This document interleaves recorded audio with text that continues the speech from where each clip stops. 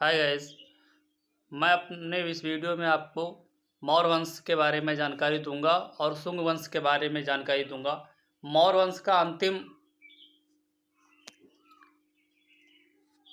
वंश का संस्थापक कौन थे? तो मौर्य वंश के संस्थापक चंद्रगुप्त मौर्य थे। मौर्य वंश का सबसे महान शासक जो हुआ वो अशोक हुआ, जो कलिंग से युद्ध करके, और उसका जीवन कलिंग के युद्ध के बाद में बिल्कुल एक जैसा बदल गया था। कलिंग के युद्ध के बाद में उसका जीवन बदल गया, व्यक्तित्व बदल गया उसका, और वो राजपाट छोड़ करके संन्यास धारण कर लिया। उसने ही कहा था कि सोने चांदी की आभूषण अब मुझे घिनौने लगते हैं, साम्राज्यवाद के शीश महल कुटिया से बौने लगते हैं। तो छोटी सी जानकारी जो है ये अशोक के बारे में मैं आपको दे रहा हूँ कि जो कहीं स्तंभ देखते हो 3 बाघ और नीचे कुछ जानवर के चित्र होते हैं, वो अशोक स्तंभ माना जाता है। और अशोक चक्र उसे कहते हैं जिसमें 24 तीलियां होती हैं, जो हमारे राष्ट्रध्वज में लगा हुआ है। तो आते मौर्य वंश का संस्थापक जो थे वो चंद्रगुप्त मौर्य थे। चाणक्य की सहायता से इन्होंने नंद वंश के जो अंतिम शासक घनानंद थे उनको परास्त किया था और मगध के गद्दी पर ये 324 ईसा पूर्व में बैठ गया। चंद्रगुप्त के दरबार में पश्चिम एशिया के यूनानी सेलुकस निकेटर, जो सिकंदर का सेनापति था, वो मेगास्थनीज नाम का राजदूत भेजा गया, सिकंदर ने उसको भेजा था। 9वीं सदी में विशाखादत्त द्वारा लिखे गए मुद्राक्ष में सिकंदर के शत्रुओं की जानकारी मिलती है। 9वीं सदी में जो विशाखादत्त द्वारा लिखा गया था मुद्राक्ष, उसमें जो चंद्रगुप्त के शत्रु थे, दुश्मन थे, उनके बारे में जानकारी हमको प्राप्त होती है। यूनानी लेखकों द्वारा लिपनी, एक यूनानी लेखक थे लिपनी, उनके द्वारा जानकारी प्राप्त होती है। उन किताब में पढ़ के जो जानकारियाँ मिलती है उनके द्वारा, उन्होंने कहा था चंद्रगुप्त के पास लगभग 60,000 सैनिक जो थे वो पैदल थे, जो पैदल यात्रा करते थे, और 30,000 सैनिक घुड़सवार थे, और लगभग 9,000 हाथियाँ थी। इतनी विशाल सेना थी उसके पास, चंद्रगुप्त मौर्य के पास, और जिसका कुशल शासक चाणक्य था। कुशल जो उसका राजनीतिज्ञ था वो चाणक्य था। चाणक्य की सहायता से उसने मगध पर अपना साम्राज्य स्थापित कर लिया। चंद्रगुप्त ने अपनी गद्दी को त्याग दिया और मैसूर के निकट श्रवणबेल गोला में 298 ईसा पूर्व का उपवास करके 298 ईसा पूर्व में उपवास करके और प्राण त्याग दिए। यहाँ इसकी मृत्यु हो गई, और यह एक जैन धर्म का अनुयायी था। ये जैन धर्म को मानने वाला था।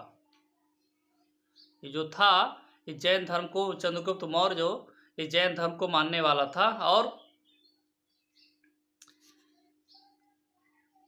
केरल, तमिलनाडु और उत्तर पूर्वी भारत के कुछ हिस्से को छोड़कर बाकी मौर्य ने समूचे उपमहाद्वीप पर राज्य किया। केरल, तमिलनाडु और उत्तर पूर्व में भारत के कुछ हिस्से को छोड़ दिया जाए तो मौर्य ने उपमहाद्वीपों में सभी जगह मौर्य ने राज्य किया। शिलालेखों से यह पता चलता है कि चंद्रगुप्त के गवर्नर पुष्पगुप्त ने सुदर्शन झील से सिंचाई हेतु बांध बनवाया था, और बांध को बनवाया था, और ब्राह्मण जो संगीता है, ब्राह्मण साहित्य है, उससे हमें चंद्रगुप्त का जो नाम मुरा नाम, इनकी माता का नाम मुरा, हमें ब्राह्मण साहित्य से पता चलता है कि इनका चंद्रगुप्त मुरा नामक स्त्री का पुत्र था। इनके माता का नाम मुरा था। कुछ लेखों में चंद्रगुप्त को प्रिपल व कुलीन या यूनानी साहित्यों का साहित्य कहे गए। तो यहाँ से इतनी जानकारी मिलती है चंद्रगुप्त के बारे में। और मौर्य वंश का सबसे महान शासक मैंने आपको बता ही चुका हूँ, सबसे महान शासक सम्राट अशोक थे। वो अब जिस दिन शासन पर बैठे उसके 9 वर्ष बाद 9वें वर्ष पूर्व 206 ईसा पूर्व में कलिंग से युद्ध किया। कलिंग से युद्ध करने के बाद कुछ दिनों बाद जब इनको विजय प्राप्त हुई, उसके बाद में ये स्थल टहलने चले गए, युद्ध स्थल देखने गए। वहाँ पर भीषण रक्तपात देख करके इनका हृदय द्रवित हो चुका, व्यथित हो गया और इन्होंने राजपाट त्याग करके बौद्ध धर्म को अपना लिया।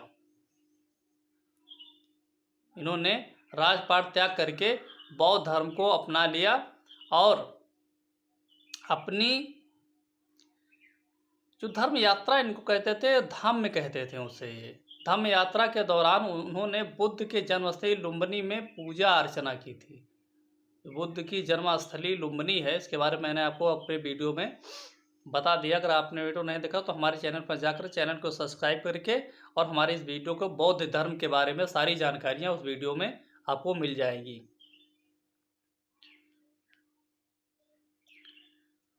तो इतनी अशोक के बारे में ये कि और इसने 3 शेर और उसके नीचे कुछ जानवरों की आकृति में जो स्तंभ बनवाया तो उसे अशोक स्तंभ कहते हैं। और उसमें एक चक्र था जिसे अशोक चक्र कहते हैं, जो धर्म का प्रतीक होता है।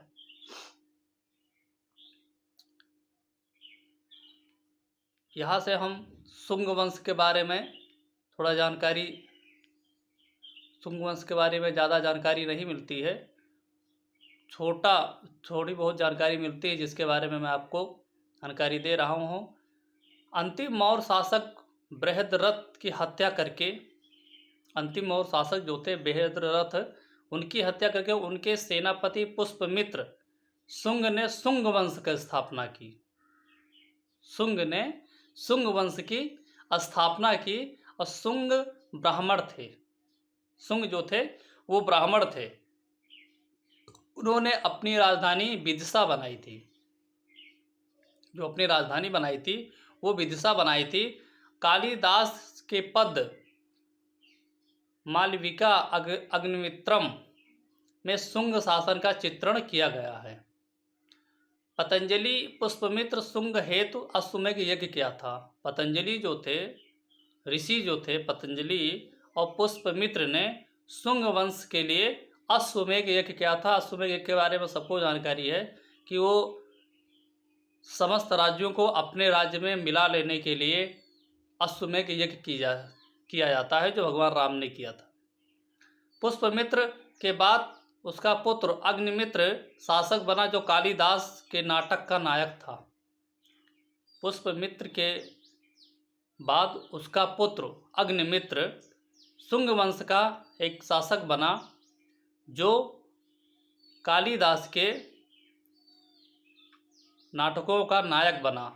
और इस अवधि में पतंजलि ने महाभाष्य की रचना की। तो इतनी जानकारी हमें मिलती है शुंग वंश के बारे में।